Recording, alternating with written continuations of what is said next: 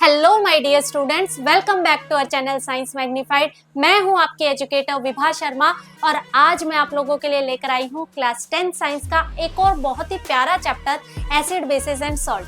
Chapter first हमने already cover कर लिया था। जिन बच्चों ने चैप्टर फर्स्ट नहीं देखा है, डिस्क्रिप्शन में लिंक प्रोवाइड करवा दिया गया है, वहां जाकर आप चैप्टर फर्स्ट को देख सकते हैं। तो बच्चों, बिना देरी किए हम स्टार्ट कर लेते हैं अपना next chapter acid basis and salt. देखिए, चैप्टर के नाम से सबसे पहला क्वेश्चन हमारे दिमाग में ये आता है कि आखिर ये एसिड बेसिस सॉल्ट्स होते क्या है और क्या इतनी इम्पोर्टेंट है ये हमारे लिए कि हमने इनका एक कंप्लीट चैप्टर बना दिया है। तो अगर हम बात करें कि एसिड बेसिस एंड सॉल्ट क्या होते हैं, तो ये है कंपाउंड्स के टाइप। जिस तरीके से हम एलिमेंट्स के टाइप पढ़ते हैं ना, मेटल, नॉन मेटल, मेटलॉइड, जिनको हम अपने नेक्स्ट चैप्टर में डिटेल से डिस्कस भी करेंगे, उसी तरीके से कंपाउंड्स के भी टाइप होते हैं एसिड बेसिस एंड सॉल्ट। और हम अपनी लाइफ में जाने अनजाने in acid basis and salt का रेगुलर यूज करते हैं। फॉर एग्जाम्पल, आप जब सुबह उठते हैं तो सबसे पहला काम क्या करते हैं? ब्रश करने का। तो ब्रश करते टाइम आप जिस टूथपेस्ट का यूज करते हैं उस टूथपेस्ट में प्रेजेंट होता है बेस। आप जो नींबू पानी पीते हैं तो नींबू पानी में भी प्रेजेंट होता है एसिड। आप जो टेस्टी टेस्टी गरम गरम चाउमीन खाते हैं, उस चाउमीन को भी बनाया जाता है विनेगर डाल करके, और इस विनेगर में भी प्रेजेंट होता है एसिटिक एसिड। आप कपड़े धोने के लिए जिस वॉशिंग सोडा का यूज करते हैं, ये वॉशिंग सोडा भी एक टाइप का सॉल्ट है। यानी कहने का मतलब ये है कि ये सारी चीजें हमें बताती है कि किस तरीके से हम एसिड बेसिस सॉल्ट का अपनी रेगुलर लाइफ में यूज करते हैं। अब इतना ज्यादा अगर हम इनका यूज कर रहे हैं तो ये इम्पोर्टेंट हो जाता है कि हमें इनके बारे में इंफॉर्मेशन रहनी चाहिए कि हम किस चीजों में यूज कर रहे हैं एसिड का, कौन सी ऐसी चीजें हम यूज कर रहे हैं जिसमें बेस है, कौन से ऐसे एसिड है जिनसे हमें दूर रहना चाहिए जो हमें हार्म कर सकते हैं, कितने इनके टाइप्स होते हैं। ये सारी की सारी इंफॉर्मेशन हमें मिलने वाली है अपने इस चैप्टर के अंदर। तो चलिए जल्दी से स्टार्ट कर लेते हैं। और चैप्टर को स्टार्ट करने से पहले हम हमेशा चैप्टर का एक ओवरव्यू लेते हैं, जिसके अंदर हम डिस्कस करते हैं कि चैप्टर के अंदर हम कौन कौन से पॉइंट्स को कवर करेंगे। तो इस चैप्टर के अंदर सबसे पहला पॉइंट जो हम कवर करेंगे वो है characteristics of acid and base. देखिए, चैप्टर का नाम ही एसिड बेस है, तो हमें जरूरी हो जाता है कि हमें ऐसे कैरेक्टर्स पता होने चाहिए जिनके थ्रू हम पहचान सके कि कौन सी चीज एसिड है, कौन सी बेस है। तो हम अपने पहले पॉइंट में डिटेल से डिस्कस करेंगे कि एसिड के क्या कैरेक्टर्स हो सकते हैं जिनके थ्रू हम उनको पहचान सकते हैं, और बेस के क्या कैरेक्टर्स हो सकते हैं, और कितने इनके टाइप्स होते हैं, किन किन चीजों में हम इनका यूज करते हैं। सब चीजें हम डिटेल से डिस्कस करने वाले हैं। नेक्स्ट पॉइंट है इंडिकेटर्स। देखिए, इंडिकेटर वर्ड आप लोगों ने पहले भी सुना होगा कि हम जो गाड़ियां चलाते हैं उनमें इंडिकेटर्स लगे रहते हैं, और ये इंडिकेटर्स हमें रिप्रेजेंट करते हैं कि आगे चलने वाली गाड़ी किस साइड मुड़ने वाली है, यानी इंडिकेशन देते हैं हमें डायरेक्शन का। उसी तरीके से यहाँ भी इंडिकेटर्स काम करते हैं। गाड़ियों का डायरेक्शन नहीं देते, लेकिन ये डायरेक्शन देते हैं कि कौन सी चीज एसिड है और कौन सी चीज बेस है। यानी ये ऐसे सब्सटेंस होते हैं जो हमें हेल्प करते हैं पता करने में एसिड और बेस का। तो इनको हम डिटेल से डिस्कस करने वाले हैं कि इंडिकेटर्स कितने टाइप के होते हैं और किस तरीके से ये हमें इंडिकेट करते हैं एसिड और बेस के बारे में। नेक्स्ट टॉपिक हमारा रहेगा difference between acid and base. Separately हम डिस्कस कर लेंगे अपने पहले पॉइंट के अंदर कि एसिड बेस क्या होते हैं, लेकिन अगर हमें क्वेश्चन आ जाए कि इनके बीच का डिफरेंस बताइए, तो हम पॉइंट वाइज इनका डिफरेंस देखेंगे कि हम किस तरीके से उस क्वेश्चन का आंसर कर सकते हैं। नेक्स्ट हम डिस्कस करेंगे chemical properties of acid and base. देखिए, अगर मैं बात करूँ इस पॉइंट की, तो ये इस चैप्टर का सबसे इम्पोर्टेंट पॉइंट है, यानी इस चैप्टर की ये जान है। इसके अंदर से बहुत सारे क्वेश्चंस हमें एग्जाम में पूछे जाते हैं और ये एग्जामिनर का फेवरेट टॉपिक होता है। इसीलिए इस टॉपिक को हमें बहुत अच्छे से समझ लेना है। ये हमें बताएगा कि एसिड और बेस की क्या केमिकल नेचर होता है, क्या इनकी केमिकल प्रॉपर्टीज होती है, यानी ये दूसरे सब्सटेंस के साथ किस तरीके से रिएक्ट करते हैं। तो सबसे पहले रिएक्शन हम देखेंगे मेटल्स के साथ, फिर हम देखेंगे मेटल कार्बोनेट और मेटल हाइड्रोजन कार्बोनेट के साथ ये किस तरीके से रिएक्ट करते हैं। फिर हम देखेंगे रिएक्शन विद ईच अदर, आपस में रिएक्शन देखेंगे कि एसिड और बेस आपस में एक दूसरे के साथ किस तरीके से रिएक्ट करते हैं और कौन से सब्सटेंसेस का फॉर्मेशन होता है इनकी रिएक्शन से। नेक्स्ट हम देखेंगे reaction of acid with metal oxide, acids की मेटल ऑक्साइड के साथ रिएक्शन करवाएंगे। फिर हम बेस की रिएक्शन करवाएंगे नॉन मेटल ऑक्साइड के साथ। तो इन सब रिएक्शंस को हम डिटेल से कवर करने वाले हैं। नेक्स्ट पॉइंट है dilution of acid and base. देखिए डाइल्यूशन का मतलब होता है पानी को मिक्स कर देना। हम किसी चीज में अगर पानी मिक्स कर रहे हैं तो वो प्रोसेस कहलाती है डाइल्यूशन। तो जब हम एसिड और बेस में पानी को मिक्स करते हैं तो किस टाइप से रिएक्शन होती है, इसको हम कवर करेंगे। नेक्स्ट टॉपिक में हम देखेंगे pH and its importance. PH क्या होता है? पीएच हमें बताएगा कि कौन सा एसिड कितना स्ट्रॉन्ग है और कितना वीक है।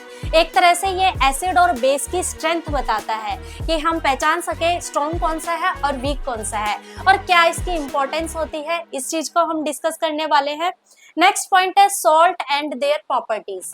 हम जो सॉल्ट यूज करते हैं, खाने में यूज करते हैं और भी बहुत सारी चीजों में सॉल्ट्स का यूज करते हैं, तो आखिर ये सॉल्ट्स कहाँ से आते हैं और किस तरीके के ये सॉल्ट होते हैं, क्या इनकी प्रॉपर्टीज होती है, क्या इन सॉल्ट के यूज होते हैं, सब चीजों को हम कवर करने वाले हैं। और लास्ट पॉइंट हमारे चैप्टर का रहेगा क्रिस्टलाइजेशन ऑफ सॉल्ट, यानी हम जो सॉल्ट के क्रिस्टल देखते हैं क्या वो क्रिस्टल एकदम ड्राई होते हैं या उनमें वाटर कंटेंट होता है। इन सब चीजों को हम डिटेल से अपने चैप्टर में कवर करेंगे। तो चलिए चैप्टर को स्टार्ट करते हैं अपने फर्स्ट पॉइंट से, that is characteristics of acid and bases. Characteristics of acid and bases में सबसे पहले हम डिस्कस करेंगे एसिड के बारे में। देखिए हम क्लास 6 और 7 से पढ़ते आ रहे हैं एसिड क्या होते हैं, बेस क्या होते हैं। कोई भी हमें पूछता है कि एसिड्स के बारे में बताओ तो हम फटक से जवाब देते हैं कि एसिड्स जो होते हैं वो टेस्ट में खट्टे होते हैं और ये ब्लू लिटमस को कन्वर्ट कर देते हैं रेड लिटमस के अंदर। बिल्कुल सही बात है। सबसे पहला पॉइंट भी हमें यही बताता है कि दीज आर सोर इन टेस्ट। ये टेस्ट में कैसे होते हैं? खट्टे होते हैं। कोई भी ऐसा सब्सटेंस जिसमें एसिड प्रेजेंट होगा उसको जब हम खाएंगे तो वो हमें टेस्ट में कैसा लगेगा? खट्टा लगेगा। फॉर एग्जाम्पल हम नींबू खाते हैं तो नींबू के अंदर प्रेजेंट होता है सिट्रिक एसिड, इसी वजह से नींबू कैसा होता है? खट्टा होता है और इसीलिए हम नींबू को सिट्रस फ्रूट भी कहते हैं। टमाटर भी हमें खट्टा लगता है क्योंकि टमाटर के अंदर भी प्रेजेंट होता है ऑक्जेलिक एसिड। इमली भी काफी ज्यादा खट्टी होती है खाने में क्योंकि इमली के अंदर भी प्रेजेंट होता है टार्ट्रिक एसिड। यानी एसिड्स की वजह से इन सब के स्वाद कैसे हो गए? खट्टे हो गए। नेक्स्ट पॉइंट हमें कहता है they turn blue litmus to red. Litmus क्या है? एक तरह का इंडिकेटर है जो कि हमें बताता है एसिड्स कौन से हैं और बेस कौन से हैं, और ये इंडिकेटर हमें मिलता है एक प्लांट से। इस प्लांट का नाम है लाइकेन प्लांट। यानी जब हम एसिड सॉल्यूशन के अंदर लिटमस को डालेंगे तो उस लिटमस का कलर कन्वर्ट हो जाता है रेड के अंदर। ब्लू लिटमस हमने डिप किया और जब बाहर निकाल करके देखा तो उसका कलर था रेड। तो ये भी एक प्रॉपर्टी है एसिड्स की कि ये ब्लू लिटमस को कन्वर्ट कर देते हैं रेड के अंदर। नेक्स्ट है they give H+ ions in water. Acid जो होते हैं उनके पास भर के H+ आयंस होते हैं और जब हम इन एसिड्स को वाटर के अंदर मिक्स करते हैं तो ये वाटर के अंदर जाते ही अपने H+ आयंस को क्या करने लगते हैं? रिलीज करने लगते हैं, खुद से दूर करने लगते हैं। भाई जाहिर सी बात है, हमारे पास कोई चीज ज्यादा होगी तो हम भी तो चाहेंगे ना कि वो चीज दूर हो जाए। तो ऐसे ही एसिड्स के पास भी H+ आयंस बहुत ज्यादा होते हैं, इसीलिए पानी के अंदर जाकर के वो H+ आयंस को क्या करने लगते हैं? दूर करने लगते हैं, रिलीज करने लगते हैं। नेक्स्ट पॉइंट है एसिड कोरोड मेटल्स। एसिड्स क्या होते हैं? नेचर में कोरोसिव होते हैं। जब भी ये किसी मेटल के कांटेक्ट में आते हैं तो ये उसको क्या कर देते हैं? कोरोड कर देते हैं। अब देखिए एक तरफ तो मैं कह रही हूँ कि ये टेस्ट में खट्टे होते हैं, दूसरी तरफ मैं कह रही हूँ कि ये कोरोसिव भी होते हैं। तो ऐसा कैसे पॉसिबल हो सकता है? अगर कोरोसिव है तो हमें टेस्ट करके नहीं पता लगता कि ये खट्टे होते हैं कि नहीं होते हैं, और अगर हम टेस्ट कर पा रहे हैं तो फिर कोरोसिव नहीं होने चाहिए। तो इसका जवाब भी है कि सारे जो एसिड्स होते हैं वो एक जैसे नहीं होते। एसिड्स के टाइप होते हैं, कुछ होते हैं ऑर्गेनिक और कुछ होते हैं इनऑर्गेनिक। ऑर्गेनिक एसिड्स ऐसे एसिड्स होते हैं जो नेचर में हमें नेचुरली मिलते हैं, जिनको बनाने में हमारा कोई भी रोल नहीं होता। ये नेचर में एग्जिस्ट करते हैं नेचुरली और इनको हम क्या कर सकते हैं? खा भी सकते हैं। ये ऑर्गेनिक एसिड के अगर हम एग्जांपल देखें तो मैंने यहाँ टेबल बनाई है जिसमें एक बॉक्स में मैंने सोर्स लिखा है, दूसरे में एसिड लिखा है, यानी कौन कौन सी चीजें हम खाते हैं और इन चीजों में कौन कौन से एसिड्स प्रेजेंट होते हैं। अगर हम बात करें विनेगर की, जैसा कि मैंने अभी आपको एग्जांपल भी दिया था कि चाउमीन जो आप खाते हैं उस चाउमीन को बनाते टाइम विनेगर डाला जाता है और इस विनेगर के अंदर प्रेजेंट होता है एसिटिक एसिड। इसी वजह से विनेगर का टेस्ट कैसा होता है? खट्टा होता है।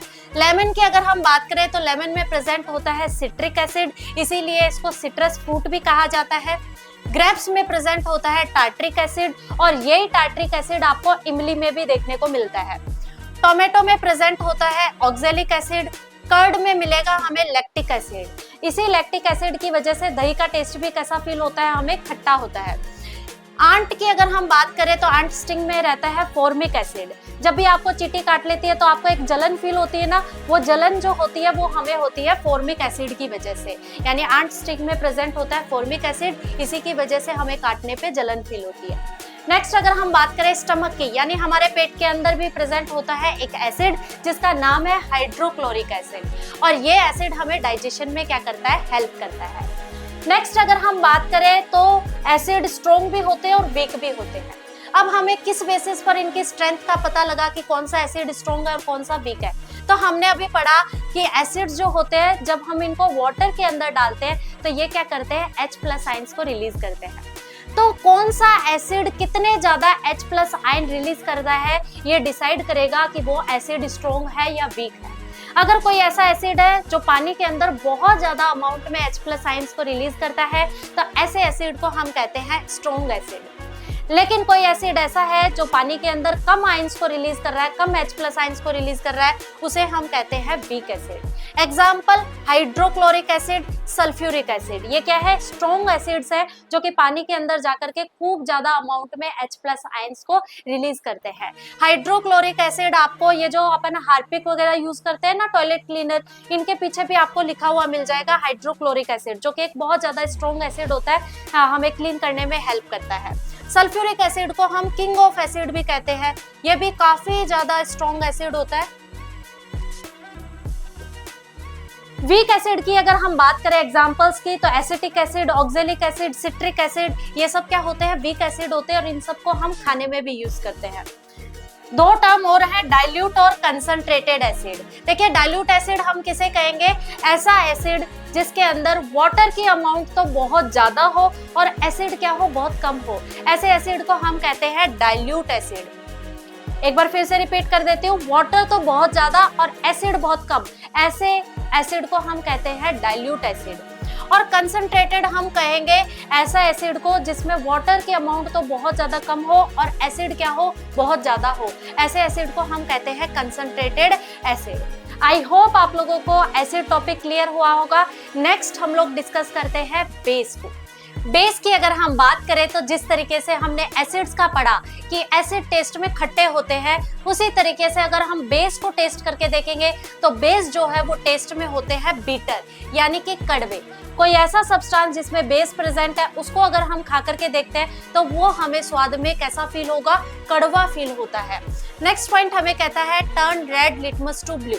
जैसे हम एसिड में ब्लू लिटमस को डिप करके देख रहे थे और बाहर निकाल के देखा तो वो रेड में कन्वर्ट कर देता था, वैसे ही अगर हम बेस के अंदर रेड लिटमस को डिप करते हैं तो वो कन्वर्ट हो जाता है ब्लू के अंदर। नेक्स्ट है they give OH negative ions in water. जब हम बेस को वाटर के अंदर डालेंगे, मिक्स करेंगे, तो बेस क्या करते हैं, अपने आप से हाइड्रोक्साइड आयंस को दूर करने लगते हैं, यानी हाइड्रोक्साइड आयन रिलीज करते हैं। और ये भी एक इंपॉर्टेंट प्रॉपर्टी है बेस की जो कि आप लोगों को याद रख लेनी है। नेक्स्ट है वीक बेस के एग्जाम्पल लिखे हैं और स्ट्रॉन्ग बेस के एग्जाम्पल लिखे हैं। तो वीक और स्ट्रॉन्ग ये स्ट्रेंथ हम कैसे डिसाइड करते हैं, बिल्कुल वैसे जैसे हम एसिड की स्ट्रेंथ को डिसाइड कर रहे थे। जितना ज्यादा हाइड्रोक्साइड आयंस कोई बेस रिलीज करेगा वो उतना ही ज्यादा स्ट्रॉन्ग होगा, और जितना कम हाइड्रोक्साइड आयन वाटर के अंदर रिलीज करता है वो उतना ही ज्यादा वीक बेस होता है। तो यहाँ मैंने वीक बेस के एग्जाम्पल लिखे हैं मैग्नीशियम हाइड्रोक्साइड, अमोनियम हाइड्रोक्साइड, यानी ये ऐसे कंपाउंड है जो कि क्या करते हैं, वाटर के अंदर जाकर के कम से कम हाइड्रोक्साइड आयंस को रिलीज करते हैं। स्ट्रॉन्ग के अंदर मैंने एग्जाम्पल लिखे हैं सोडियम हाइड्रोक्साइड, पोटेशियम हाइड्रोक्साइड, ये क्या है, काफी ज्यादा स्ट्रॉन्ग बेस कहलाते हैं। यहाँ एक टेबल बनाई है जिसमें एक बॉक्स में सोर्स है और दूसरे में कौन से बेस प्रेजेंट है उनको रिप्रेजेंट किया है। सबसे पहले फर्टिलाइजर्स जो हम यूज करते हैं उनके अंदर बेस प्रेजेंट होता है पोटेशियम हाइड्रोक्साइड। नेक्स्ट है सोप, जो हम नहाने के लिए साबुन यूज करते हैं वो भी, उसमें भी बेस प्रेजेंट होता है सोडियम हाइड्रोक्साइड। नेक्स्ट है लाइम वाटर, इसके अंदर भी बेस प्रेजेंट होता है कैल्शियम हाइड्रोक्साइड। फिर लास्ट है क्लीनिंग एजेंट, उनके अंदर बेस प्रेजेंट होता है अमोनियम हाइड्रोक्साइड। तो ये था हमारा बेस टॉपिक। बेस की कैरेक्टरिस्टिक्स आप लोगों को अच्छे से क्लियर हुई होंगी। नेक्स्ट हम डिस्कस करते हैं अपना नेक्स्ट टॉपिक। अब हम डिस्कस कर लेते हैं इंडिकेटर्स के बारे में। और इंडिकेटर को डिस्कस करने से पहले एक बार जो हमने कैरेक्टरिस्टिक्स पढ़ी है एसिड और बेस की, उनको जरा रिवाइज कर लेते हैं। तो हम लोगों ने देखा कि सबसे पहला पॉइंट एसिड में था कि जब हम एसिड को टेस्ट करते हैं तो उनका स्वाद हमें कैसा फील होता है, बिल्कुल खट्टा। वही अगर हम बात करें बेस की, तो बेस टेस्ट में हमें लगते हैं बिटर यानी कि कड़वे।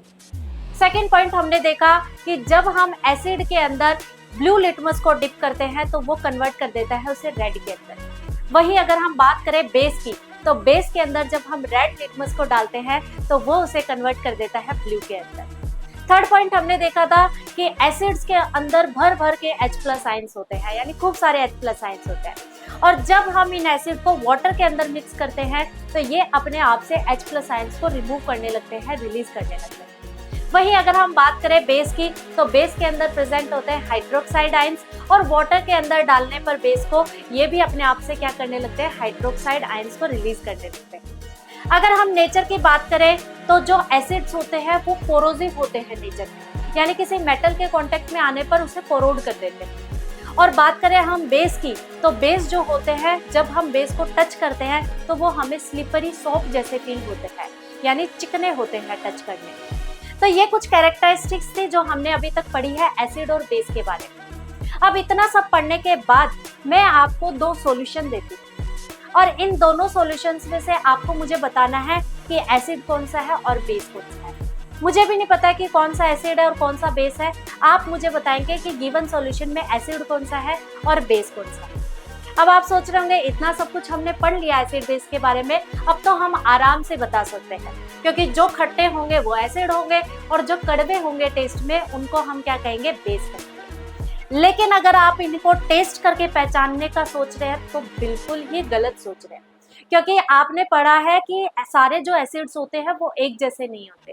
हमने 2 टाइप पढ़े थे एसिड्स के, ऑर्गेनिक और इनऑर्गेनिक। इनऑर्गेनिक ऐसे एसिड्स जो कि बहुत ज्यादा खतरनाक हो सकते हैं हमारे लिए, तो गिवन सॉल्यूशन में हमें पता नहीं है कि ऑर्गेनिक एसिड है कि इनऑर्गेनिक एसिड है, तो आप टेस्ट करने का तो इनको सोचना भी मत। तो फिर क्या आपके पास ऑप्शन हो सकता है कि आप पहचान जाए कि कौन सा एसिड है कौन सा बेस है, क्योंकि हमें H+ आयंस या OH- आयंस निकलते हुए तो नहीं दिखेंगे। इस प्रॉब्लम के सॉल्यूशन के लिए हम यूज करते हैं इंडिकेटर्स का। किनका यूज करते हैं, इंडिकेटर्स का। ये ऐसे सब्सटेंस होते हैं जो हमें हेल्प करेंगे गिवन सॉल्यूशन को पहचानने में कि कौन सा एसिड है और कौन सा बेस है।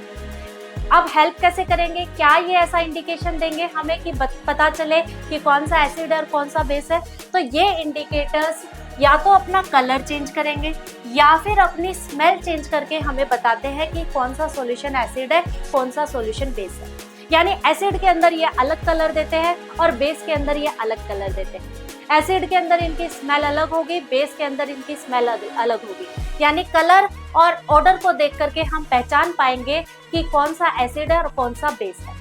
तो इंडिकेटर्स भी हमारे कई टाइप के होते हैं। आपकी एनसीईआरटी में 3 टाइप के इंडिकेटर्स दिए हुए हैं। सबसे पहला हम डिस्कस करते हैं नेचुरल इंडिकेटर। देखिए, नाम से आप लोग आइडिया लगा सकते हैं कि नेचुरल मतलब नेचर में ऑलरेडी एग्जिस्ट करने वाले ऐसे इंडिकेटर जिनको बनाने में हमारी कोई भी हेल्प नहीं लगती, ये नेचर में हमें बने बनाए मिलते हैं, ऐसे इंडिकेटर को हम कहते हैं नेचुरल इंडिकेटर। तो यहाँ हम कुछ नेचुरल इंडिकेटर के एग्जाम्पल देखेंगे और इन एग्जाम्पल को मैंने आप लोगों की एनसीईआरटी से लिया है ताकि जब भी आप एनसीईआरटी बुक को पढ़े आपको किसी भी टाइप की कोई कंफ्यूजन ना हो। तो सबसे पहला एग्जाम्पल है हमारा नेचुरल इंडिकेटर का लिटमस सॉल्यूशन। लिटमस सॉल्यूशन को हम लाइकेन नाम के प्लांट से ऑब्टेन करते हैं और इसका कलर होता है पर्पल। जब हम लिटमस सॉल्यूशन में एसिड को ऐड करते हैं तो इसका कलर हो जाता है रेड, और अगर हम बेस ऐड करेंगे तो इसका कलर हो जाता है ब्लू। यानी रेड कलर अपीयर हो तो हम समझ जाएं कि गिवन सॉल्यूशन क्या है, एसिड है, और अगर ब्लू कलर अपीयर हो तो हम समझ जाएं कि गिवन सॉल्यूशन हमारा क्या है, बेस है। नेक्स्ट एग्जांपल है टर्मरिक यानी हल्दी। हल्दी एसिड के साथ किसी भी टाइप का कोई कलर चेंज नहीं दिखाती, लेकिन अगर हम हल्दी पे बेस डालते हैं तो रेड या फिर ब्राउन कलर अपीयर होता है। इसका एग्जाम्पल ले सकते हैं आप कि जब आप खाना खाते हैं तो कई बार सब्जी हमारे कपड़ों पे गिर जाती है ना, और उस कपड़े को जब मम्मी धोती है तो साबुन लगाती है उसके ऊपर, और जैसे ही साबुन लगाती है तो वो रेड कलर हो जाता है। वो इसी वजह से होता है क्योंकि जो हल्दी होती है वो एक नेचुरल इंडिकेटर होती है और बेस के साथ ये रेड कलर देती है। इसका मतलब साबुन जो था उसमें क्या प्रेजेंट था, बेस प्रेजेंट था। नेक्स्ट हमारा एग्जाम्पल है रेड कैबेज, पत्ता गोभी। पत्ता गोभी से हम क्या करते हैं, उसको क्रश करके जो जूस लेते हैं उस जूस को हम एज ए इंडिकेटर यूज करते हैं और इसका कलर होता है डार्क ब्लू। जब हम इस रेड कैबेज एक्सट्रैक्ट को एसिड के साथ रिएक्ट करवाते हैं तो इसका कलर हो जाता है रेड और बेस के साथ करवाने पर इसका कलर हो जाता है ग्रीन। तो ये थे कुछ नेचुरल इंडिकेटर के एग्जाम्पल्स, इनको आपको याद रख लेना है क्योंकि एग्जाम में बहुत बार इन पर क्वेश्चन पूछा जाता है। नेक्स्ट हम डिस्कस करते हैं सिंथेटिक इंडिकेटर। सिंथेटिक इंडिकेटर ऐसे इंडिकेटर जिनको हम खुद लेबोरेटरी में तैयार करते हैं। इनमें आपको दो एग्जांपल्स पढ़ने हैं क्योंकि आपकी एनसीईआरटी में दो ही एग्जांपल दिए हुए हैं। पहला है मिथाइल ऑरेंज और दूसरा है फिनोप्थेलिन। मिथाइल ऑरेंज के नाम से आपको पता लग रहा होगा कि इसका कलर कैसा होता है, ऑरेंज होता है। जब हम इसको एसिड के साथ रिएक्ट करवाते हैं तो ये रेड कलर देता है और बेस डालने पर ये कलर देगा येलो। तो यानी रेड कलर से हम समझ जाएं कि गिवन सॉल्यूशन एसिड है और येलो कलर से हम समझे कि गिवन सॉल्यूशन हमारा क्या है, बेस है। कौन सा इंडिकेटर यूज करने पर, मिथाइल ऑरेंज। नेक्स्ट है फिनोप्थेलिन। ये ट्रांसपेरेंट कलर का होता है, यानी ट्रांसपेरेंट होता है और जब हम इसमें एसिड डालते हैं तो इससे ये बिल्कुल कलरलेस ही रहता है, यानी कोई चेंज नहीं आता है। लेकिन बेस डालेंगे तो ये कैसा कलर देता है, पिंक कलर देता है। नेक्स्ट हम डिस्कस करते हैं ओल्फैक्टरी इंडिकेटर्स। देखो बच्चों, अभी तक हमने जो इंडिकेटर्स पढ़े वो हमें अपना कलर चेंज करके बता रहे थे कि कौन सा एसिड है और कौन सा बेस है। अब जो इंडिकेटर हम पढ़ने वाले हैं वो अपना कलर नहीं चेंज करेंगे बल्कि वो अपनी स्मेल को चेंज करके हमें बताएंगे कि एसिड कौन सा है और बेस कौन सा है। और ऐसे इंडिकेटर्स जो अपनी स्मेल के थ्रू हमें एसिड बेस के बारे में बताते हैं, ऐसे इंडिकेटर्स को हम कहते हैं ओल्फैक्टरी इंडिकेटर्स। तो यहाँ हम कुछ ओल्फैक्टरी इंडिकेटर्स के एग्जांपल्स देखेंगे। तो सबसे पहला एग्जांपल है हमारा अनियन, यानी कि प्याज। प्याज हम सब लोग खाते हैं और हम सबको पता है कि प्याज की खुद की एक स्पेसिफिक तीखी स्मेल होती है। तो प्याज के रस को हम एज ए इंडिकेटर यूज करते हैं कि जब हम प्याज के रस के अंदर डालेंगे एसिड तो उसकी जो स्मेल है उसमें किसी भी टाइप का कोई चेंज देखने को नहीं मिलता।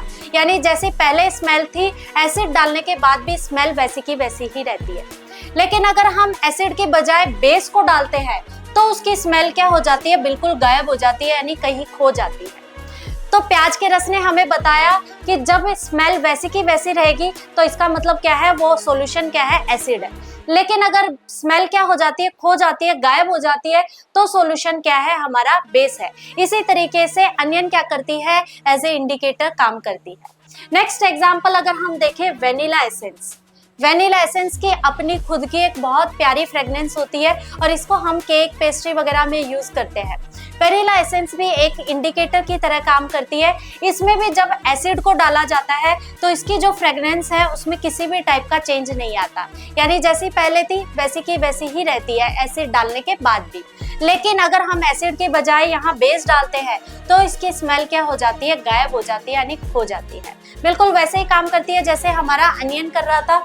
नेक्स्ट एग्जाम्पल अगर हम देखें, क्लोव ऑयल यानी लौंग का तेल। लौंग का तेल भी हमारा इंडिकेटर की तरह काम करता है। जब हम इसमें एसिड डालते हैं तो इसकी स्मेल में भी किसी टाइप का कोई चेंज नहीं आता और बेस डालने पर ये भी अपनी स्मेल को क्या कर देता है, खो देता है। तो आपने देखा कि किस तरीके से ये सारे इंडिकेटर्स एसिड डालने पर अपनी स्मेल में किसी भी टाइप का चेंज नहीं करते, लेकिन जब हम बेस डालते हैं तो ये तीनों के तीनों इंडिकेटर अपनी स्मेल को क्या कर देते हैं, खो देते हैं। तो ये था हमारा इंडिकेटर टॉपिक। आई होप आप लोगों को समझ में आया होगा। नेक्स्ट हम स्टार्ट करते हैं अपना next topic, that is difference between acid and base. देखिए, हमने एसिड एंड बेस के बारे में सेपरेटली तो पढ़ लिया था। हमें पता है कि क्या कैरेक्टरिस्टिक्स एसिड की होती है और क्या कैरेक्टरिस्टिक्स बेस की होती है। कई बार हमें क्वेश्चन पूछ लिया जाता है एग्जाम में 2 या 3 नंबर का कि आप डिफरेंस बताइए एसिड और बेस के अंदर। तो हम एक बार देख लेते हैं कि किस तरीके से हम इस क्वेश्चन का आंसर कर सकते हैं। यहाँ मैंने डिफरेंस लिख दिया है एसिड और बेस के अंदर। टेस्ट की अगर मैं बात करूं तो एसिड का टेस्ट होता है सोर यानी कि खट्टा, वहीं बेस का टेस्ट होता है बीटर यानी कि कड़वा। सेकेंड पॉइंट में नेचर की बात करते हैं तो एसिड का नेचर होता है कोरोसिव, यानी ये किसी भी मेटल के टच में आते हैं तो उसको कोरोड कर सकते हैं। बेस के नेचर की अगर हम बात करें तो स्लिपरी और सोपी टच होता है, यानी टच करके हम देखेंगे बेस को तो वो हमें चिकना फील होता है। पीएच वैल्यू की अगर बात करें तो एसिड की होती है लेस देन 7 और बेस की होती है ग्रेटर देन 7। देखो पीएच वैल्यू हम पीएच स्केल से डिटरमाइन करते हैं। एक पीएच स्केल होता है जिसकी वैल्यू 0 से लेकर के 14 तक होती है और बीच में होता है 7 पीएच अगर किसी सॉल्यूशन का होता है तो हम उसे न्यूट्रल कहते हैं। वही अगर 7 से कम किसी का पीएच है तो हम उसे एसिडिक कहते हैं और 7 से ग्रेटर है तो हम कहते हैं बेस।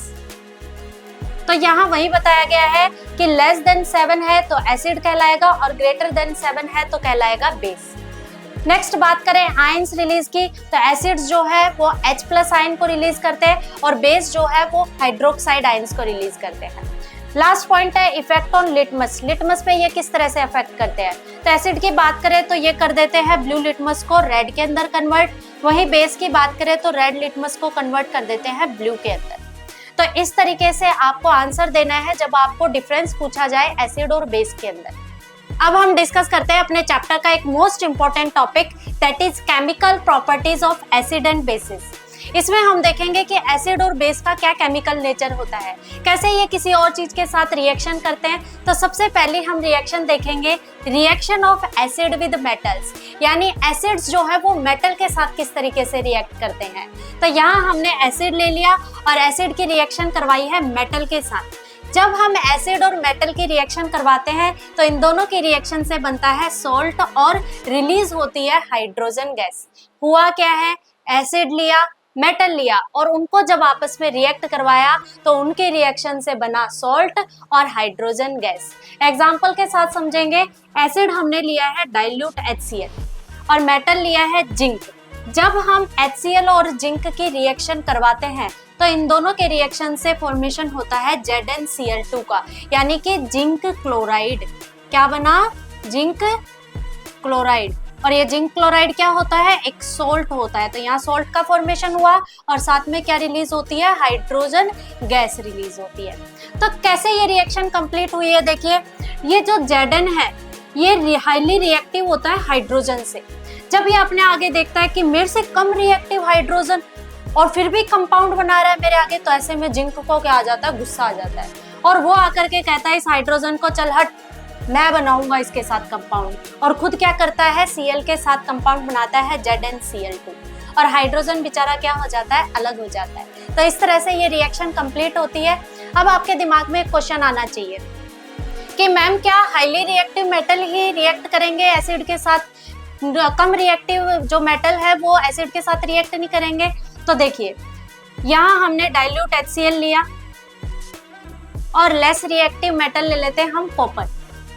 तो जब हम HCl को कॉपर के साथ रिएक्ट करवाते हैं तो ऐसी कंडीशन में किसी भी टाइप की कोई रिएक्शन नहीं होती, यानी कम रिएक्टिव जो मेटल है वो कर ही नहीं पाएगा, वो हटा ही नहीं पाएगा हाइड्रोजन को, तो रिएक्शन कैसे कंप्लीट होगी। तो ऐसी सिचुएशन में कोई भी रिएक्शन कंप्लीट नहीं होती। तो क्या कोई भी लेस रिएक्टिव मेटल रिएक्शन करेगा ही नहीं एसिड के साथ, करेगा। कब करेगा, जब ये एसिड जो है डाइल्यूट ना होकर के कैसा रहेगा, कंसंट्रेटेड रहेगा। तो कंसंट्रेटेड एसिड के साथ कम रिएक्टिव मेटल भी क्या कर सकता है, डिसॉल्व हो सकता है। तो इस तरीके से एसिड क्या करते हैं, मेटल के साथ रिएक्शन करते हैं। अब हम देख लेते हैं बेस की रिएक्शन, बेस मेटल के साथ किस तरीके से रिएक्ट करता है। तो बेस जो है वो ये सारी चीजें देख रहा था कि भाई एसिड क्या है, मेटल के साथ सोल्ट और हाइड्रोजन बना रहा है। तो बेस कहता है मैं कमजोर हूँ क्या, मैं भी क्या करूंगा, एसिड की तरह ही रिएक्शन दिखाऊंगा। और बेस भी क्या करता है, मेटल के साथ रिएक्ट करके बनाता है सोल्ट और हाइड्रोजन। एग्जाम्पल हमने यहाँ बेस लिया है सोडियम हाइड्रोक्साइड, और सोडियम हाइड्रोक्साइड को हमने जिंक के साथ रिएक्ट करवाया। और जब हम सोडियम हाइड्रोक्साइड और जिंक की रिएक्शन करवाते हैं तो इन दोनों की रिएक्शन से बनता है सोडियम जिंकेट Na2ZnO2। क्या बना, सोडियम जिंकेट, और साथ में क्या रिलीज होती है, हाइड्रोजन गैस। तो इस तरीके से एसिड और बेस जो है वो मेटल के साथ रिएक्शन करते हैं। अब देखिए एक कॉमन चीज आप देख रहे होंगे, इन दोनों में हाइड्रोजन गैस रिलीज होती है। अब आपसे कोई पूछे कि प्रूफ दो कि ये गैस हाइड्रोजन गैस ही है क्या, तो कैसे प्रूफ दोगे आप। तो इसका जो प्रूफ है वो आपकी एनसीईआरटी में एक बहुत सिंपल एक्सपेरिमेंट के साथ दिया हुआ है। यहाँ आपको क्या करना है, एक टेस्ट ट्यूब में ले लेना है एसिड, और एसिड हमने क्या लिया है, HCl, और एसिड में हमने डाले हैं जिंक के टुकड़े। जिंक क्या है, मेटल है। और इस टेस्ट ट्यूब को ऊपर से कवर कर दिया और यहाँ लगा दी एक स्ट्रो। तो जब हम एसिड में मेटल को डालेंगे तो रिएक्शन तो होगी, तो इनके रिएक्शन से यहाँ गैस इवॉल्व होती है और बबल्स बनते हैं। तो इस गैस को हमने स्ट्रो के थ्रू क्या किया, यहाँ निकाला और इस स्ट्रो के एक एंड को डाल दिया एक सोप सॉल्यूशन के अंदर। तो जैसे ही ये गैस निकल करके इस सोप सॉल्यूशन के अंदर आएगी तो आपको देखने को मिलेंगे बड़े बड़े बबल्स, यानी जो हाइड्रोजन गैस है वो बबल्स के अंदर पैक होकर के क्या करने लगेगी, ऊपर आने लगेगी। अब हम इन बबल्स के पास में जब बर्निंग कैंडल लेकर के आएंगे, एक जलती हुई कैंडल लेके आएंगे, तो आपको एक पॉप साउंड सुनाई देगा, यानी ये जो गैस है ये पॉप साउंड के साथ क्या होती है, बर्न होती है। तो जब आपको ऐसा पॉप साउंड सुनाई दे तो आप समझ जाएं कि ये गैस कौन सी है, हाइड्रोजन गैस है। यानी हाइड्रोजन गैस की प्रॉपर्टी होती है कि जब वो बर्न होती है तो एक पॉप साउंड निकलता है। तो ऐसे हम टेस्ट कर सकते हैं कि ये गैस क्या है, हाइड्रोजन है कि नहीं है। तो ये था हमारा पहली reaction of acid with metals. Next reaction हम देखते हैं। सेकंड रिएक्शन है हमारी reaction of acid with metal carbonate और मेटल हाइड्रोजन कार्बोनेट, यानी एसिड मेटल कार्बोनेट या फिर मेटल हाइड्रोजन कार्बोनेट के साथ किस तरीके से रिएक्शन करते हैं। तो देखते हैं, यहाँ हमने एसिड ले लिया और एसिड को हम जब रिएक्ट करवाएंगे मेटल कार्बोनेट या मेटल हाइड्रोजन कार्बोनेट के साथ तो फॉर्मेशन होगा सोल्ट का, कार्बन डाइऑक्साइड गैस बनती है और बनता है इसी के साथ पानी, यानी H2O। एग्जाम्पल के साथ अगर हम देखें तो सबसे पहले हम मेटल कार्बोनेट के साथ रिएक्शन करवाते हैं। तो यहाँ हमने एसिड ले लिया HCl और मेटल कार्बोनेट हमने लिया है सोडियम कार्बोनेट। जब हम HCl और सोडियम कार्बोनेट की रिएक्शन करवाते हैं तो इन दोनों के रिएक्शन से बनता है NaCl, और NaCl क्या है, एक सोल्ट है, और इसी के साथ गैस रिलीज होती है कार्बन डाइऑक्साइड और बनता है साथ में पानी, यानी वाटर। अब देखिए, इसी एसिड की हम रिएक्शन करवाएंगे मेटल हाइड्रोजन कार्बोनेट के साथ। तो जब हम एसिड की मेटल हाइड्रोजन कार्बोनेट के साथ रिएक्शन करवाते हैं तो इन दोनों के रिएक्शन से भी बनेगा सॉल्ट, कार्बन डाइऑक्साइड गैस और वाटर, यानी सेम ही आपको रिजल्ट देखने को मिलता है।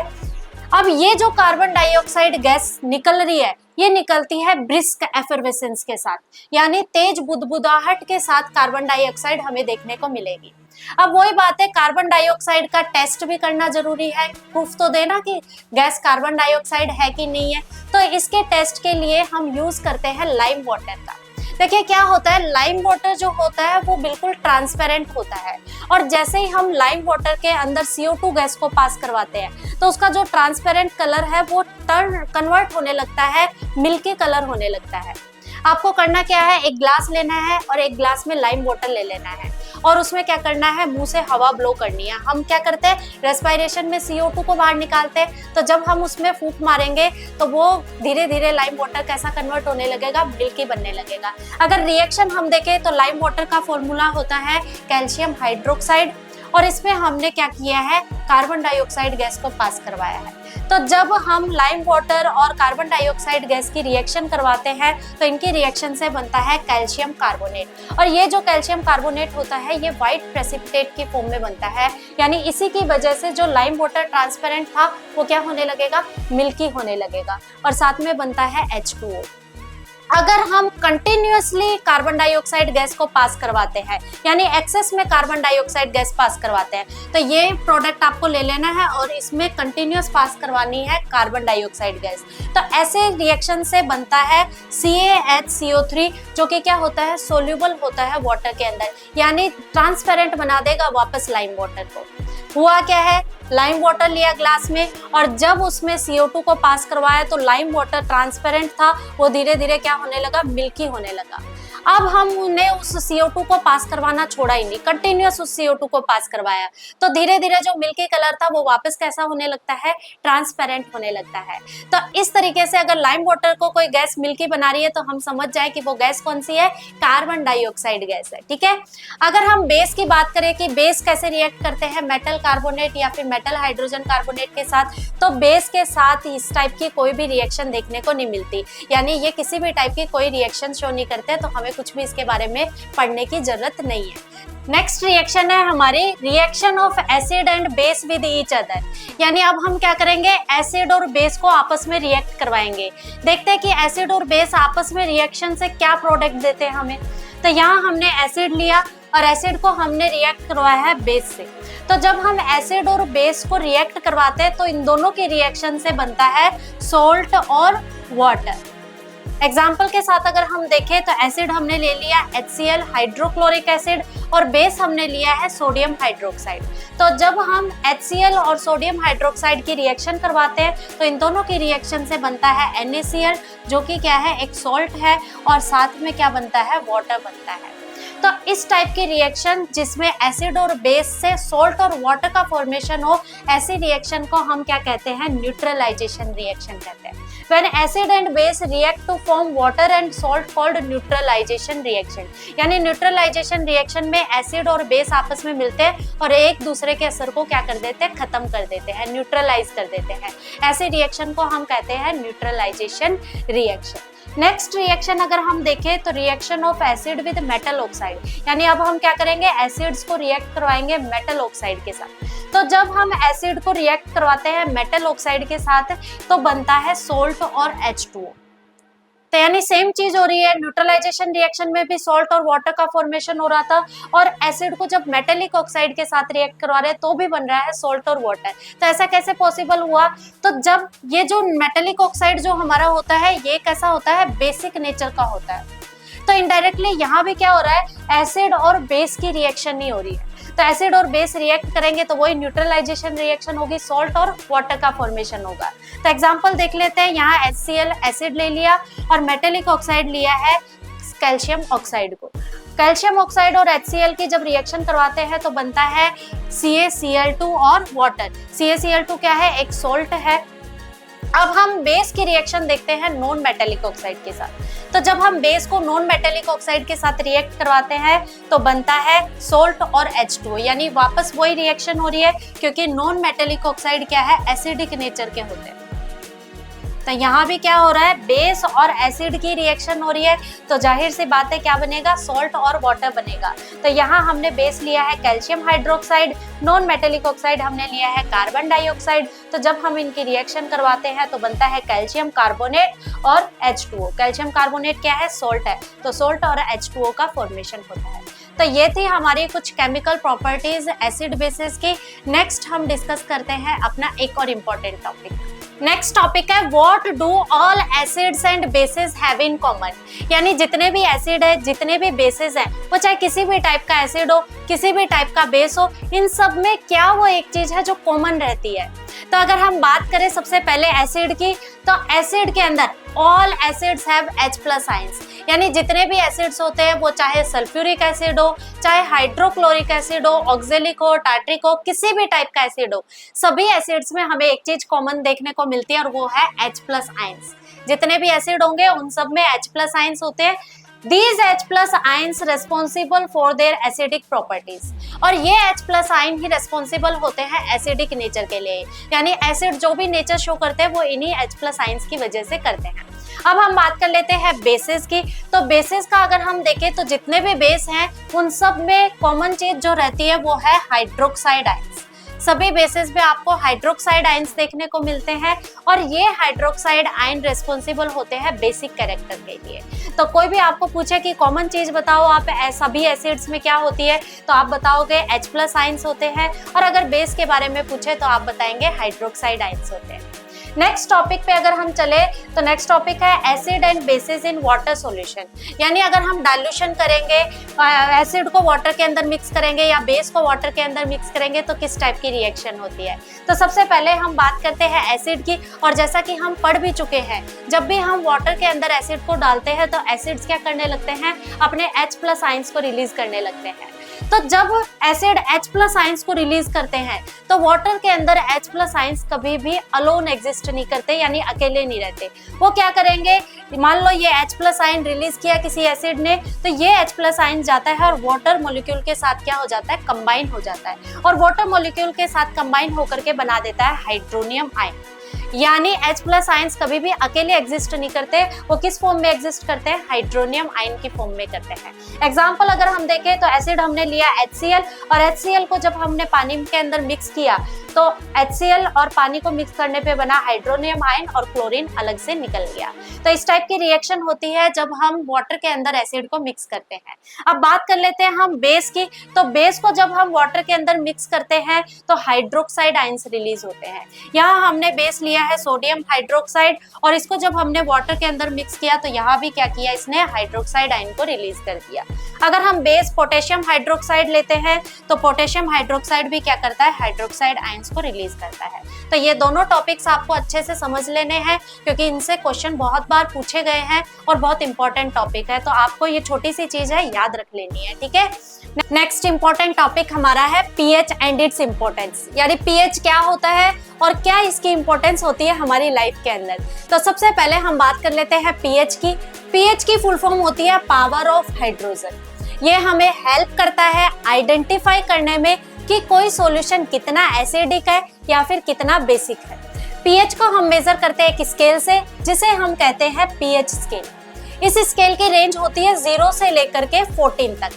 अगर कोई ऐसा सॉल्यूशन है जिसका पीएच 7 से कम आता है तो ऐसे सॉल्यूशन को हम कहते हैं एसिडिक, और कोई सॉल्यूशन ऐसा है जिसका पीएच 7 से ज्यादा आ रहा है, यानी 7.1 से लेकर के 14 के बीच आता है, तो ऐसे सॉल्यूशन को हम कहते हैं बेसिक।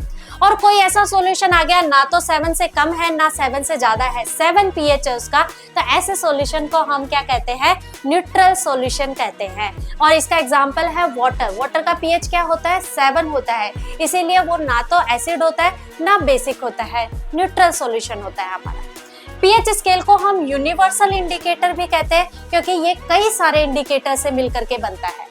ये हर पीएच पर एक अलग कलर को रिप्रेजेंट करता है। मान लीजिए किसी सॉल्यूशन का पीएच 6 आया है तो 6 पे ये अलग कलर शो करता है, 2 पे ये अलग कलर शो करेगा, और कोई सॉल्यूशन ऐसा है जो बेस है और जिसका पीएच 12 है तो 12 पे ये अलग कलर को शो करता है।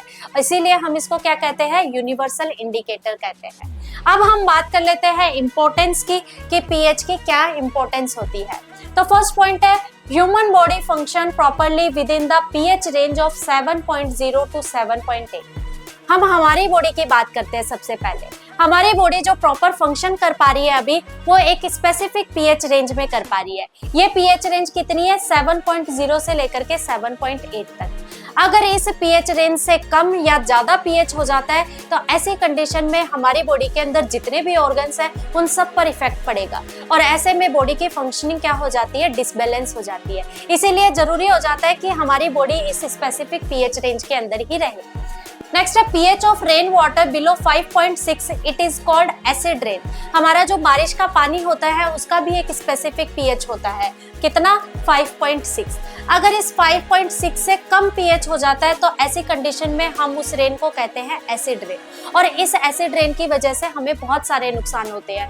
हमारी स्किन एलर्जी हो सकती है, अगर ये एसिड रेन जाकर के किसी वाटर बॉडीज के अंदर मिक्स हो जाएगी तो ऐसे में उसके पीएच को चेंज कर सकती है और वहां रहने वाले ऑर्गेनिजम्स की डेथ भी हो सकती है।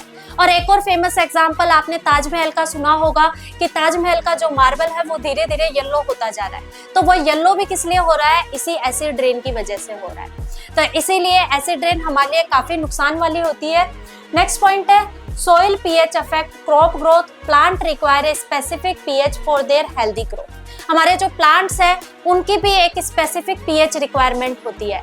अलग अलग प्लांट्स की अलग अलग पीएच रिक्वायरमेंट होती है, और इसीलिए हमें किसी भी प्लांट को अगर हम ग्रो करवा रहे थे उससे पहले सोइल का पीएच चेक करना जरूरी हो जाता है कि सोइल का पीएच उस प्लांट की रिक्वायरमेंट के अकॉर्डिंग है या नहीं है। अगर नहीं है तो ऐसे में वो प्लांट वहां ग्रो नहीं हो पाएगा। तो प्लांट्स की भी एक पीएच रिक्वायरमेंट होती है।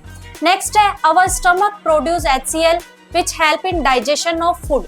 अगर हम हमारे पेट की बात करें तो हमारे पेट में भी एक एसिड होता है जिसे हम कहते हैं हाइड्रोक्लोरिक एसिड, और इसका पीएच होता है 1 से लेकर के 1.5 तक। अगर किसी भी कंडीशन में पीएच इससे ज्यादा हो जाता है तो ऐसी कंडीशन में हमें एसिडिटी हो जाती है, और इस एसिडिटी के रिलीफ के लिए हमें लेना पड़ता है इनो। इनो क्या होता है, एक बेस होता है जो कि वापस इस पीएच रेंज को नॉर्मल कर देता है। नेक्स्ट पॉइंट है tooth decay start when the pH of the mouth is lower than 5.5। हमारे माउथ का भी एक स्पेसिफिक पीएच होता है, अप्रोक्स 6.8 के समथिंग, है ना। अगर माउथ का पीएच 5.5 से कम हो जाता है तो ऐसी कंडीशन में हमें टूथ डिके हो जाता है, यानी धीरे धीरे हमारे दांत क्या होने लगते हैं, सड़ने लगते हैं, गलने लगते हैं। नेक्स्ट है bee sting leaves an acid which cause pain and irritation. अब हमारे जो प्लांट एनिमल्स हैं वो इस पीएच को एज ए डिफेंस सिस्टम भी यूज करते हैं। यहाँ एग्जाम्पल दिया गया है मधुमक्खी का, कि मधुमक्खी जब हमें डंक मारती है तो अपने डंक के साथ एक एसिड छोड़ देती है हमारी बॉडी में, और इस एसिड का नाम है फॉर्मिक एसिड, और इसी वजह से हमें तेज जलन और दर्द होता है। नेक्स्ट अगर हम प्लांट की बात करें तो नेटल प्लांट की हम बात करते हैं। नेटल प्लांट की जो लीव्स होती है उनके ऊपर स्टिंगिंग हेयर्स प्रेजेंट होते हैं, और जब हम इस प्लांट की लीव्स को टच करते हैं तो ये लीव्स हमारी बॉडी पर एक एसिड छोड़ती है जिसे हम कहते हैं मेथेनोइक एसिड, और इस एसिड की वजह से हमें बर्निंग जैसा पेन फील होता है, यानी जैसे जल गए हो ना, जलने पर हमें जो दर्द होता है ना वैसा दर्द होता है। और इसी प्लांट के बगल में एक और प्लांट लगता है जिसे हम कहते हैं डॉग प्लांट। अगर हम उस प्लांट की लीव्स को क्या कर ले, उस जगह रब कर ले जहां हमारे नेटल लीव्स टच हुई है, तो ऐसी कंडीशन में हमें रिलीफ मिल सकता है, क्योंकि डॉग प्लांट की जो लीव्स होती है वो बेस की तरह काम करती है और इस एसिड को क्या कर देंगी, न्यूट्रल कर देंगी। आई होप आप लोगों को ये सारी चीजें क्लियर हुई होंगी। नेक्स्ट हम चलते हैं अपने नेक्स्ट टॉपिक पर। अब हम स्टार्ट करते हैं अपने चैप्टर का एक और मोस्ट इंपॉर्टेंट पार्ट, जो कि है सोल्ट्स। देखिए हमारे चैप्टर का नाम क्या है, एसिड, बेसेस और सोल्ट। तो एसिड बेस के बारे में तो हमने कंप्लीट डिस्कशन कर लिया। अब हमारे चैप्टर का एक और इम्पोर्टेंट पार्ट रह जाता है जो कि है सोल्ट्स, जिसको हम अभी डिस्कस करेंगे। तो सबसे पहले हम जान लेते हैं सोल्ट्स क्या होते हैं। Salt is an ionic compound formed by neutralisation reaction. Salts क्या होते हैं, आयोनिक कंपाउंड्स होते हैं जो कि न्यूट्रलाइजेशन रिएक्शन से बनते हैं। हम न्यूट्रलाइजेशन रिएक्शन को पहले पढ़ चुके हैं। ऐसी रिएक्शन जिसमें एसिड और बेस आपस में रिएक्ट करते हैं और इन दोनों के रिएक्शन से बनते हैं सॉल्ट और वाटर। ऐसी रिएक्शन को हम क्या कह रहे थे, न्यूट्रलाइजेशन रिएक्शन कह रहे थे। तो यहाँ भी हमने एसिड लिया है, बेस लिया है और इन दोनों की रिएक्शन करवाई है, और इन दोनों की रिएक्शन से फॉर्मेशन हुआ है सॉल्ट और वाटर का। एग्जाम्पल NaCl सॉल्ट, जिसको हम कॉमन सॉल्ट भी कहते हैं और टेबल सॉल्ट भी कहते हैं। इस सॉल्ट को हम रेगुलर अपने खाने में यूज करते हैं, तो हम देख लेते हैं कि इस सॉल्ट का फॉर्मेशन किस तरीके से होता है। तो कॉमन सॉल्ट के लिए हम सबसे पहले लेते हैं एक स्ट्रॉन्ग एसिड। हमने यहाँ ले लिया स्ट्रॉन्ग एसिड, हाइड्रोक्लोरिक एसिड, और इसकी रिएक्शन करवाते हैं हम बेस के साथ, और बेस के लिए हमने लिया है यहाँ सोडियम हाइड्रोक्साइड। ये भी क्या है, एक स्ट्रॉन्ग बेस है। जब हम हाइड्रोक्लोरिक एसिड और सोडियम हाइड्रोक्साइड की रिएक्शन करवाते हैं तो इन दोनों की रिएक्शन से फॉर्मेशन होता है NaCl का, और ये NaCl क्या है, हमारा कॉमन सॉल्ट है जिसकी हम बात कर रहे थे, और इसी के साथ बनता है H2O। अब फॉर्मेशन तो हमने देख लिया कि NaCl कैसे फॉर्म होता है। अब इसको हम ऑब्टेन कहाँ से करते हैं, तो जितने भी सॉल्ट है हम उनको ऑब्टेन करते हैं समुद्र के पानी से। समुद्र का जो पानी होता है उसके अंदर खूब सारे डिजोल्व सॉल्ट होते हैं, और ऐसे में हम समुद्र के किनारे बड़े बड़े पिट्स बनाते हैं, यानी खड्डे बनाते हैं, और उन खड्डों में समुद्र के पानी को भर लेते हैं। अब जैसे ही सूरज उस पानी पर गिरेगा तो हीट की वजह से पानी क्या होने लगेगा, इवोपरेट होने लगेगा, और सारा पानी उड़ने के बाद बचते हैं नीचे डिजोल्व सॉल्ट, और उन डिजोल्व सॉल्ट में से हम एक्सट्रैक्ट कर लेते हैं NaCl को। तो इस तरीके से हम NaCl सी वाटर से ऑब्टेन करते हैं। नेक्स्ट हम देखेंगे कि कुछ सॉल्ट से कुछ केमिकल्स बनते हैं। इन केमिकल्स को हम डिटेल से डिस्कस करेंगे। यहाँ मैंने केमिकल के नाम और इनके फॉर्मूला लिख दिए हैं, एक बार हम देख लेते हैं। सबसे पहला केमिकल है सोडियम हाइड्रोक्साइड, जिसका फॉर्मूला होता है NaOH। सेकंड है ब्लीचिंग पाउडर, जिसका फॉर्मूला होता है CaOCl2। थर्ड हम पढ़ेंगे बेकिंग सोडा के बारे में, जिसका फॉर्मूला होता है NaHCO3। फोर्थ है वॉशिंग सोडा Na2CO3.10H2O, और लास्ट हमारा केमिकल रहेगा प्लास्टर ऑफ पेरिस, जिसका फॉर्मूला होता है CaSO4.12H2O। तो इन सब केमिकल्स को हम डिटेल से डिस्कस करेंगे कि किस तरीके से सॉल्ट से इनका फॉर्मेशन होता है और क्या इनके यूजेस होते हैं हमारे लिए। सबसे पहले हम डिस्कस कर लेते हैं सोडियम हाइड्रोक्साइड, जिसका केमिकल फॉर्मूला होता है NaOH, और इसको हम कॉस्टिक सोडा भी कहते हैं। तो सोडियम हाइड्रोक्साइड का सॉल्ट से कैसे फॉर्मेशन होता है ये देखते हैं। When electricity pass through an aqueous solution of NaCl, it decomposes to form NaOH। करना क्या है, एक NaCl का एक्वस सॉल्यूशन लेना है, यानी NaCl में वाटर को मिक्स करके सॉल्यूशन बनाना है और उस एक्वस सॉल्यूशन में इलेक्ट्रिसिटी को पास करवाना है। जब हम NaCl के एक्वस सॉल्यूशन में इलेक्ट्रिसिटी को पास करवाते हैं तो वो डिकम्पोज कर देती है NaCl को और बनता है NaOH। यहाँ करके देख लेते हैं। हमने एक कंटेनर में लिया NaCl का एक्वस सॉल्यूशन और इसमें हमने 2 रोड लगाई,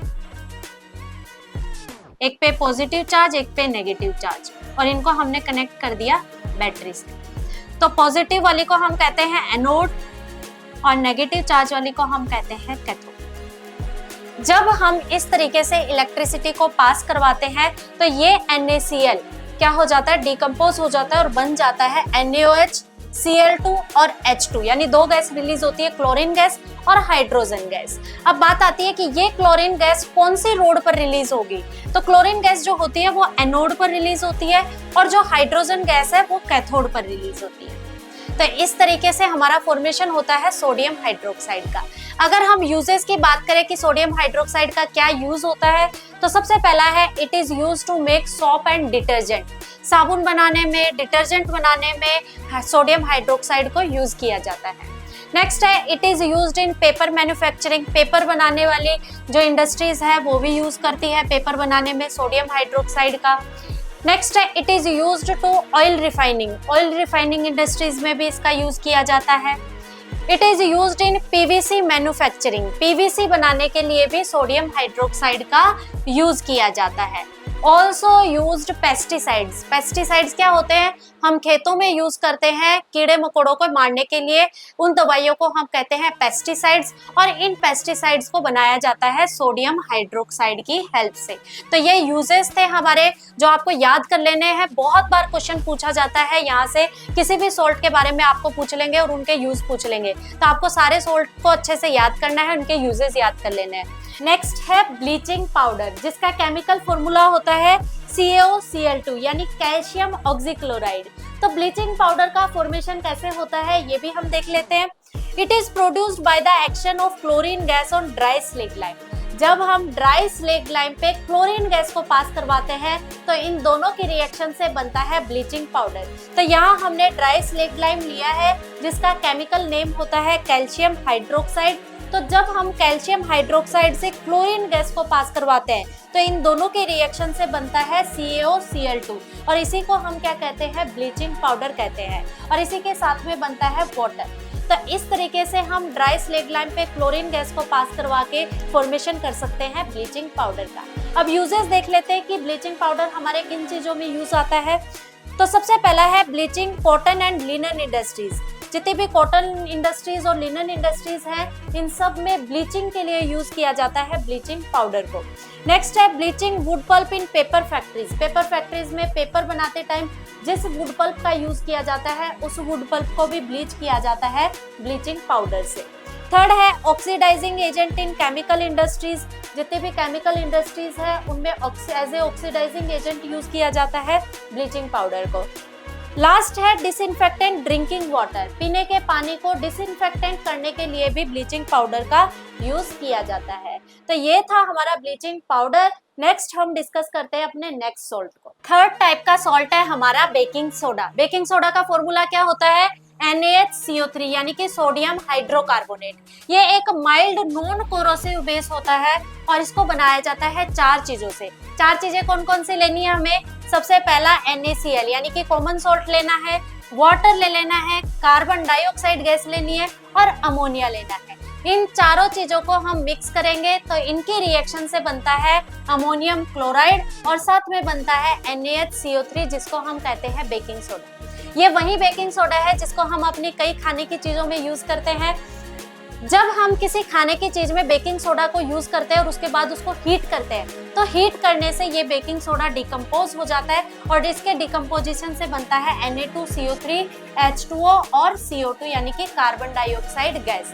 और इसी कार्बन डाइऑक्साइड गैस की वजह से जिस भी चीज में हम बेकिंग सोडा डालते हैं वो चीज सॉफ्ट और स्पॉन्जी बनती है। तो इस तरीके से हम बेकिंग सोडा का फॉर्मेशन करते हैं। यूजेस और देख लेते हैं हम इसके। एन इंग्रेडिएंट ऑफ एंटासिड यानी एंटासिड जो भी कप सिरप्स बनाए जाते हैं ना एसिडिटी के लिए उन कप सिरप्स में एज ए इंग्रेडिएंट यूज किया जाता है बेकिंग सोडा को। नेक्स्ट है यूज इन फायर एक्सटिंग्विशर। आग बुझाने के जो इंस्ट्रूमेंट्स आते हैं उनमें यूज किया जाता है बेकिंग सोडा का। क्यों यूज किया जाता है? क्योंकि हीट के कांटेक्ट में आने पर ये रिलीज करता है कार्बन डाइऑक्साइड गैस, और कार्बन डाइऑक्साइड किसी भी आग को बुझाने के लिए जरूरी होती है। नेक्स्ट है फॉर मेकिंग बेकिंग पाउडर। देखिए बेकिंग पाउडर और बेकिंग सोडा दोनों अलग अलग चीज है। बेकिंग पाउडर जो है वो बेकिंग सोडा से ही बनाया जाता है। कैसे बनाएंगे इसको? बेकिंग सोडा में हम टार्ट्रिक एसिड को मिक्स करते हैं। जब हम बेकिंग सोडा में टार्ट्रिक एसिड को मिक्स करेंगे तो बनता है बेकिंग पाउडर। नेक्स्ट सॉल्ट हमारा है वॉशिंग सोडा। क्या है? वॉशिंग सोडा, जिसका केमिकल फॉर्मूला है Na2CO3.10H2O। इसको हम बनाते हैं रिक्रिस्टलाइजेशन ऑफ सोडियम कार्बोनेट, यानी सोडियम कार्बोनेट के रिक्रिस्टलाइजेशन से बनता है वॉशिंग सोडा। यहाँ हमने सोडियम कार्बोनेट ले लिया और इसके अंदर हमने मिक्स किया है 10 मोलिक्यूल्स ऑफ वाटर। जब हमने 10 मोलिक्यूल ऑफ वाटर इसके अंदर ऐड किए तो इनके रिएक्शन से बना Na2CO3.10H2O और इसे हम कहते हैं वॉशिंग सोडा। यूज क्या क्या होते हैं वॉशिंग सोडा के? In glass, soap and paper industries.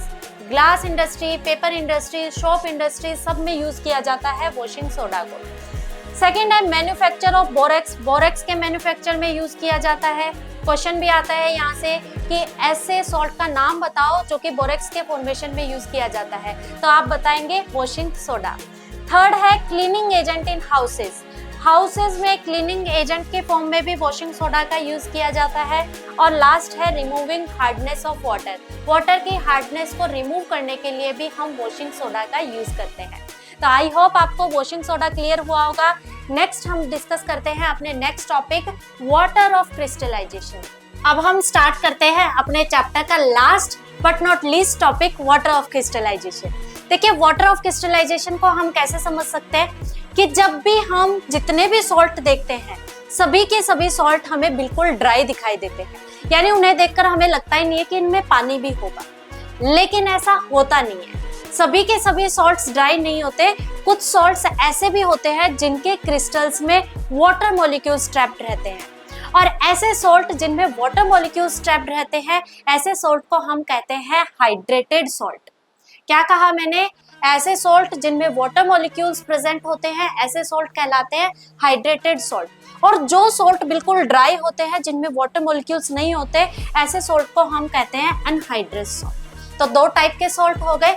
और ये जो वाटर मॉलिक्यूल प्रेजेंट है हाइड्रेटेड सॉल्ट में, ये वाटर मॉलिक्यूल सिर्फ प्रेजेंट ही नहीं है, ये उस सॉल्ट के क्रिस्टल की स्ट्रक्चर को बनाने में भी हेल्प करते हैं और उस सॉल्ट को कलर भी प्रोवाइड करवाते हैं। यानी क्या काम हो गया इन वाटर मॉलिक्यूल्स का? क्रिस्टल की स्ट्रक्चर को बनाने में हेल्प करते हैं और सॉल्ट को कलर प्रोवाइड करवाते हैं। और इन्हीं वाटर मॉलिक्यूल्स को हम क्या कहते हैं? वाटर ऑफ क्रिस्टलाइजेशन कहते हैं। एग्जाम्पल के साथ अगर हम समझे तो यहाँ हमने एग्जाम्पल लिया है कॉपर सल्फेट सॉल्ट का, जिसका फॉर्मूला होता है CuSO4.5H2O। यानी ये क्या है? एक हाइड्रेटेड सॉल्ट है जिसके अंदर 5 वाटर मॉलिक्यूल प्रेजेंट है, और यही क्या है इसका? Water of crystallisation. Copper sulphate का जो कलर है वो ब्लू होता है, हम इसको कहते हैं ब्लू विट्रियोल। अब क्या करेंगे? हम इस कॉपर सल्फेट को हीट करेंगे। तो जब हम इस कॉपर सल्फेट को हीट करते हैं तो इसके जो ये वाटर मॉलिक्यूल्स हैं ये सब क्या हो जाते हैं? इवोपरेट हो जाते हैं, गायब हो जाते हैं। तो ऐसे कंडीशन में इसका कलर चेंज हो जाता है, व्हाइट हो जाता है। तो इससे हमें पता लगता है कि जब ये वाटर मॉलिक्यूल इसके अंदर प्रेजेंट थे तब ये कैसे कलर का था? ब्लू कलर का। और जैसे ही हमने हीट किया वाटर मॉलिक्यूल्स हटे यहाँ से तो कलर कैसा हो गया? व्हाइट हो गया। इसका मतलब ये वाटर मॉलिक्यूल्स क्या दे रहे थे? इसको कलर दे रहे थे।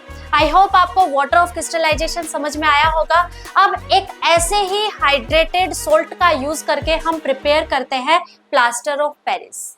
तो कौन सा हाइड्रेटेड सोल्ट है वो? यहाँ हम लेते हैं जिप्सम। कौन सा सोल्ट लेते हैं हम? जिप्सम, जिसका फॉर्मूला होता है CaSO4.2H2O। यानी इसके अंदर कितने वाटर मॉलिक्यूल प्रेजेंट होते हैं? 2। जब हम इस जिप्सम को क्या करेंगे? हीट करेंगे। हीट कितने टेम्परेचर पे करना है हमें? 373 केल्विन टेम्परेचर पर।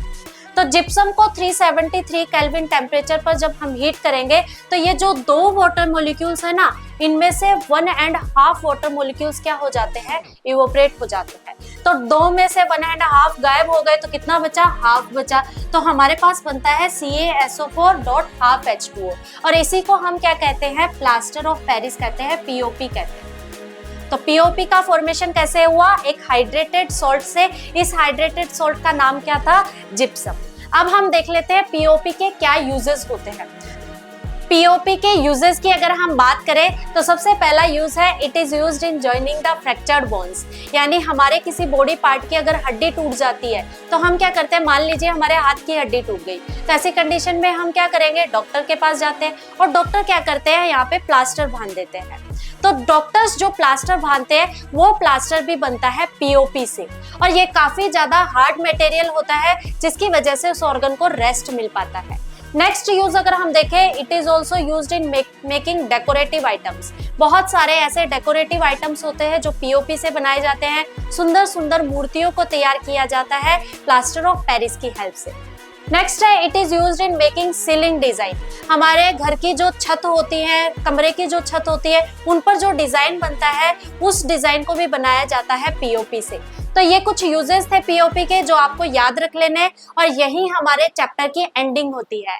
आई होप आपको सारे टॉपिक्स क्लियर हुए होंगे और किसी भी टॉपिक के रिगार्डिंग कोई भी डाउट रहता है या कोई भी क्वेरी रहती है तो आप मुझसे कमेंट बॉक्स में डिस्कस कर सकते हैं। और वीडियो आपको हेल्पफुल लगा हो तो वीडियो को लाइक करें, ज़्यादा से ज़्यादा अपने फ्रेंड्स में शेयर करें और चैनल को सब्सक्राइब करें।